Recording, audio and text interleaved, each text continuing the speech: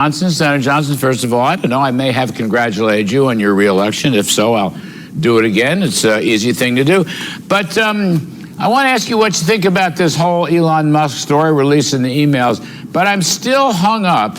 It's not Hunter Biden so much as concerns me as Joe Biden and what kind of money he received from the influence peddling of his own son and his cronies in China and Ukraine and God knows where. What are you thinking here, Senator Johnson? You've been on this case. Well, first of all, Larry, I've been saying for at least 2 years that as troubling as the corruption of the Biden family foreign financial entanglements is, as much as President Biden is compromised, as much as that threatens our national security, as big a story, as troubling situation as that is the corruption within federal law enforcement, our federal intelligence agencies, and of course the corruption and complicity of the mainstream media. These are three separate areas, quite honestly, that need to be fully exposed.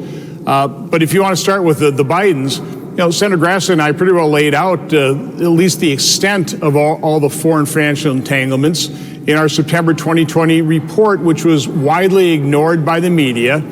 Our report, by the way, did prompt Mr. McIsaac to offer us that computer the next day.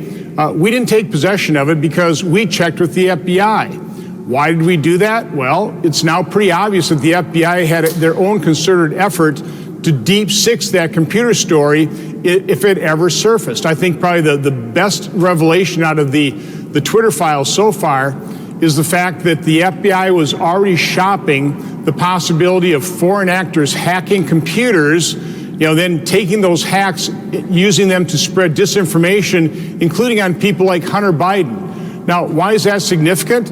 It's because the FBI had the Hunter Biden computer, we believe, as early as December of 2019. They supposedly did nothing with it. I doubt that. I think they were looking at that.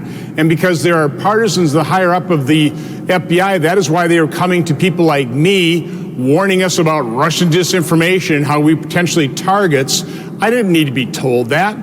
They were already playing me. They were already trying to set up the situation in case that computer ever became public to basically downplay its significance, to call it Russian disinformation, which is exactly what those 51 intelligence officials did. So it's a much larger story. The corruption of the FBI involvement in this goes way beyond the Twitter files. This starts probably as early as 2019, and I'm having my staff right now develop a timeline showing you all the detailed involvement of the FBI and the corruption of that, and we'll be releasing that shortly.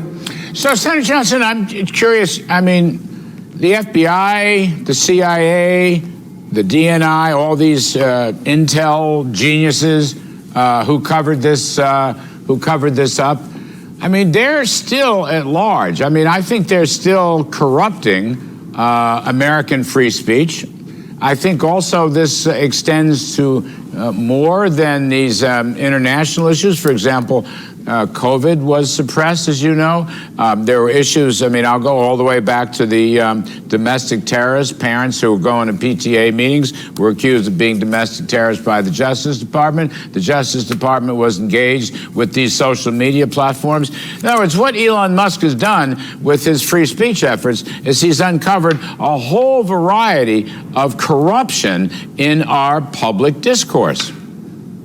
Well, again, I've been aware of this. I've been in the receiving end of the corruption. Had we won the majority, had I been chairman of the Permanent Subcommittee Investigations, subpoenas would go flying. So now hopefully the House will work with us. They'll pay attention to what information we have, and they'll start trying to uncover this through subpoenas as well.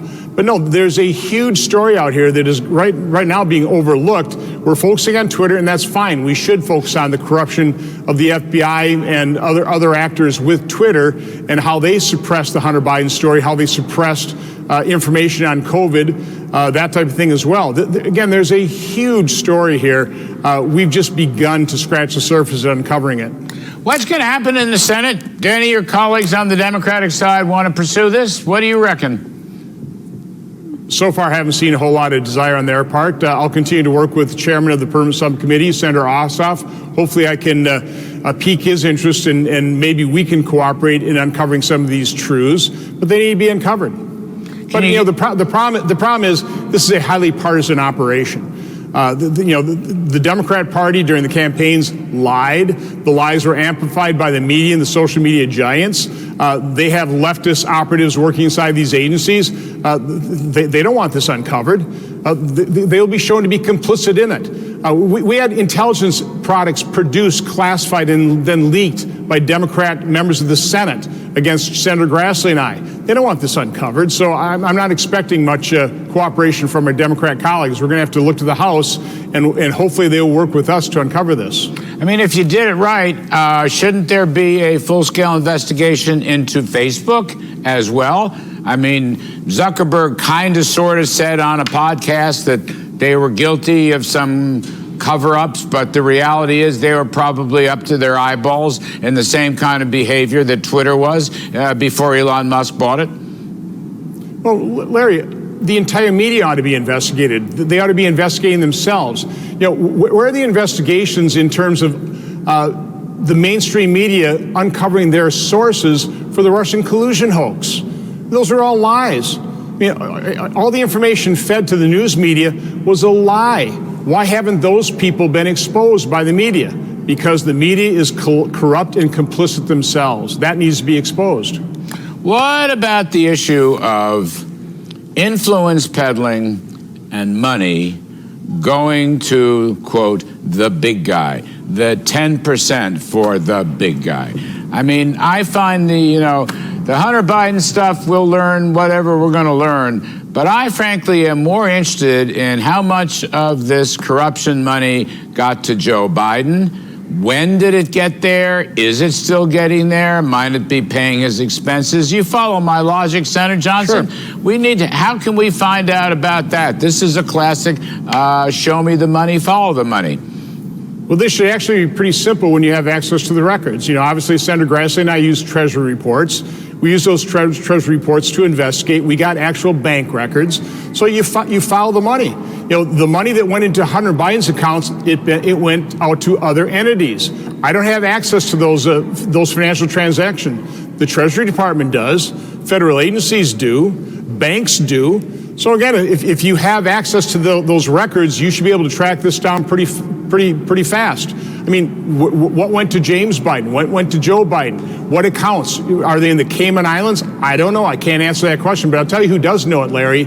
Chinese intelligence, Iranian intelligence, Russian intelligence. That's why it's so dangerous for Hunter Biden and Joe Biden to be involved in these financial entanglements. It compromises a president of the United States. It impacts our national security. This needs to be tracked down. The truth has to be exposed. But again, our federal law enforcement agencies are partisan, and they have not been acting in good faith. Senator Johnson, it reminds me, just one last question on this. Why is TikTok still operating here? That's a direct line. There's no censorship. That's a direct information line to Beijing and the Chinese Communist Party. It's an instrumentality of the Chinese government through ByteDance, its owner. We all know that. Why in the world is TikTok still operating here? Can you explain that to us? You'd have to follow the money to really get the answer to that, Larry, and that's what we ought to do.